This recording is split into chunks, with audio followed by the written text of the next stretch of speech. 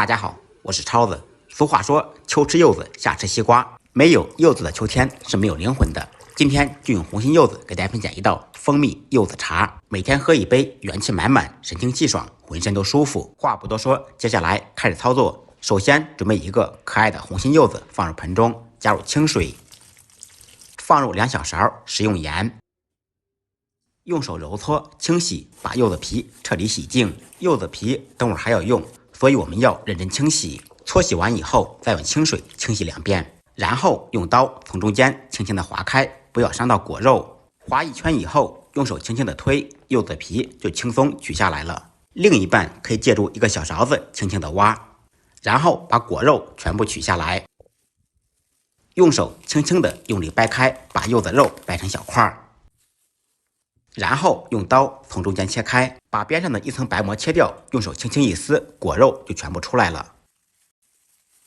把果肉掰成小块备用，柚子皮用削皮刀刮下来，薄薄的一层就可以了。柚子皮千万不要削得太厚，太厚的话会很苦，用半个柚子皮就够了。处理好以后，把柚子皮切成细丝，切好以后放入碗中，加入1小勺盐，加入清水，浸泡10分钟左右。经过浸泡以后，一是可以去除一些苦味，再一个就是更干净。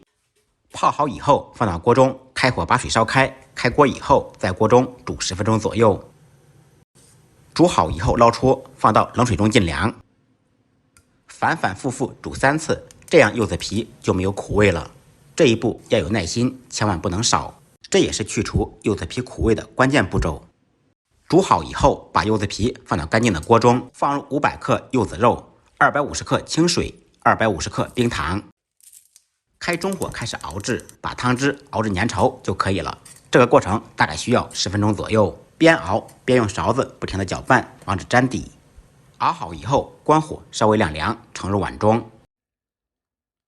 晾凉以后，再放入50克蜂蜜，用勺子搅拌均匀，彻底晾凉以后，密封，放到冰箱冷藏储存，随喝随取。喝的时候舀上1勺，条件好的舀2勺，加入温水冲泡。一道非常适合秋天喝的蜂蜜柚子茶就做好了。每天喝上一杯，元气满满，神清气爽，原来生活如此美好。学废的同学点完赞，赶紧做给您心爱的人喝吧。再忙再累，记得按时吃饭。下期视频见，拜拜。